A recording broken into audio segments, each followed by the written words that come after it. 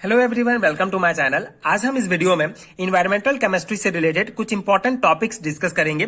Green house effect and global warming. So दोनों inter related topics हैं, बहुत important है एमएससी 4 सेमेस्टर के एग्जामिनेशंस के लिए। सो इस पर्टिकुलर वीडियो में इसके कुछ इंपॉर्टेंट पॉइंट्स, बेसिक कॉन्सेप्ट देखेंगे जिसको आप जनरली अपने शब्दों में अपने सेमेस्टर एग्जामिनेशंस में लिख सकते हैं। सो इसका बेसिक मैं आपको समझाऊंगा, इसको आप पहले भी कई बार पढ़ चुके होंगे। सो एक बार रिकॉल कर लेते हैं कि ग्रीन हाउस इफेक्ट क्या होता है। So it is a natural process that warms the earth surface when the sun's energy reach the earth atmosphere, some of it reflected back to the space and the rest is absorbed and radiated by greenhouse gases. Okay, so simple सा है, ये एक प्रकार का natural process होता है जिससे जो हमारा अर्थ सरफेस होता है ये नेचुरली जो है गर्म हो जाता है। क्या प्रोसेस क्या होता है कि जो सन एनर्जी होगा, ठीक है, जो सन लाइट होगा, जो सोलर रेडिएशन होते हैं, ये जब पृथ्वी पर पहुंचते हैं, ठीक है, अर्थ एटमोस्फेयर में पहुंचते हैं, तो इनमें से जो कई कुछ रेडिएशन होंगे ये रिफ्लेक्ट हो जाते हैं, ठीक है, रिफ्लेक्टेड बैक हो जाते हैं स्पेस में, ठीक है, फिर से वापस चले जाते हैं। लेकिन कुछ ऐसे रेडिएशंस होते हैं जो ग्रीन हाउस गैसेस के कारण जो है यहीं पे ट्रैप हो जाते हैं, ठीक है, फंस कर जो है एटमोस्फेयर में ही रह जाते हैं, जिसके कारण जो हमारा पृथ्वी का जो वातावरण होता है ये नेचुरली जो है गर्म हो जाता है। ठीक है, सो बेसिक कॉन्सेप्ट यही है कि सन का जो रेडिएशन होगा ये पृथ्वी पर पहुंचेगा। पृथ्वी पर जो कई प्रकार के ग्रीन हाउस गैसेस होते हैं जो कि इन रेडिएशंस को जो है रोक कर रख लेते हैं।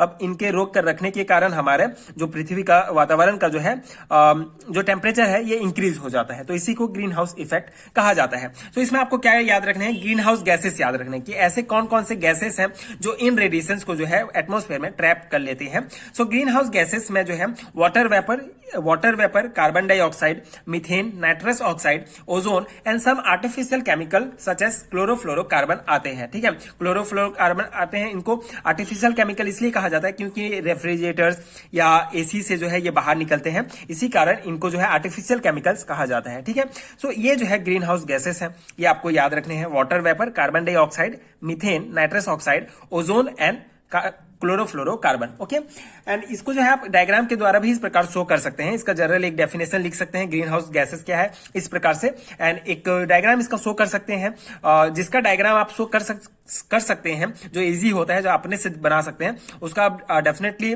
शो कीजिए, क्योंकि इससे आपका आंसर का जो इफेक्ट है ये बढ़ जाता है। सो ये जो है ये सन आप देख सकते हैं, यहां से सोलर रेडिएशन पृथ्वी पर पहुंच रहा है, ठीक है, ये अर्थ सरफेस में। सो अर्थ कुछ जो रेडिएशन है ये वापस चले जा रहे हैं स्पेस में, लेकिन यहाँ पे देख सकते हैं ये ग्रीन हाउस गैसेस हैं। यहाँ पे ये वाटर वेपर्स है, यहाँ से यहाँ से आप देखेंगे ये इंडस्ट्री से ये जो मोटर गाड़ी से जो है जो गैसेस निकल रहे हैं ये जनरली ग्रीन हाउस गैसेस ही होते हैं। तो ये ट्रैप कर लेते हैं कुछ रेडिएशन को, जिसके कारण ये एटमोस्फेयर जो है इसका टेम्परेचर जो है बढ़ जाता है। ठीक है, तो ये ग्रीन हाउस इफेक्ट में आप इस प्रकार से जो है इसका बेसिक लिख के ये एक डायग्राम शो कर सकते हैं।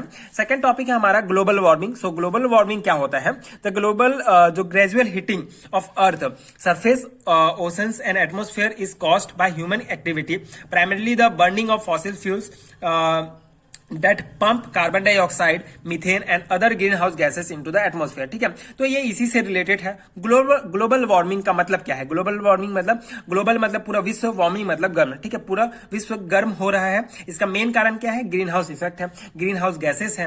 ठीक है, तो ये ग्रेजुअल हीटिंग ऑफ अर्थ, ठीक है, इसी को ही ग्लोबल वार्मिंग कहा जाता है। सो यहाँ पे मेन क्या है कि ह्यूमन एक्टिविटी के कारण, जैसे कि बर्निंग ऑफ फॉसिल फ्यूल्स, जिससे जो है कार्बन डाइऑक्साइड, मीथेन, ये गैसेस निकलते हैं जो ग्रीन हाउस गैसेस होते हैं। इसके अलावा जो ग्रीन हाउस गैसेस हैं जैसे क्लोरोफ्लोरोकार्बन, ठीक है, नाइट्रस ऑक्साइड, इन सब के कारण जो है हमारे पूरे विश्व का जो है टेम्परेचर बढ़ते जा रहा है, इसी को ही ग्लोबल वार्मिंग कहा जाता है। इसके कुछ जो है इफेक्ट है, ठीक है, ये आपको याद रखना है। इसको आप जो है डिटेल में लिख सकते हैं, अगर लॉन्ग टाइप क्वेश्चन में आएगा आपको ये, अगर 2 मार्क्स के क्वेश्चन में आता है तो आप इसका ये डेफिनेशन एंड ये इसके इफेक्ट लिख सकते हैं। इफेक्ट क्या है, सी लेवल, ठीक है, increase sea level, change in water supply, rising temperature, damage of habitats. Okay, so simple सा है, ये सी लेवल कैसे इंक्रीज होगा, जब ज्यादा गर्म हो जाएगा तो बर्फ पिघलेगा, बर्फ पिघलने के कारण जो समुद्र का जो लेवल है वाटर का ये इंक्रीज हो जाएगा। ठीक है, वाटर सप्लाई चेंज होगा, टेम्परेचर बहुत ज्यादा बढ़ेगा, ठीक है, हैबिटल्स जो है ये डैमेज होंगे। तो ये ग्लोबल वार्मिंग के कुछ इफेक्ट है। अगर 3 मार्क्स या 5 मार्क्स में पूछा जाता है तो इसको आप डिटेल में समझा दीजिए। ठीक है, अपने से भी इसको आप लिख सकते हैं। एंड अगर 2 मार्क्स में आता है तो इस प्रकार से जनरल इसका डेफिनेशन देके इसका इफेक्ट बता सकते हैं। ठीक है, तो ये 2 इंपॉर्टेंट टॉपिक्स थे, green house effect and global warming. आगे के वीडियो में हम ओजोन होल देखेंगे, जो भी एक बहुत इंपॉर्टेंट है इन्वायरमेंटल केमिस्ट्री से रिलेटेड।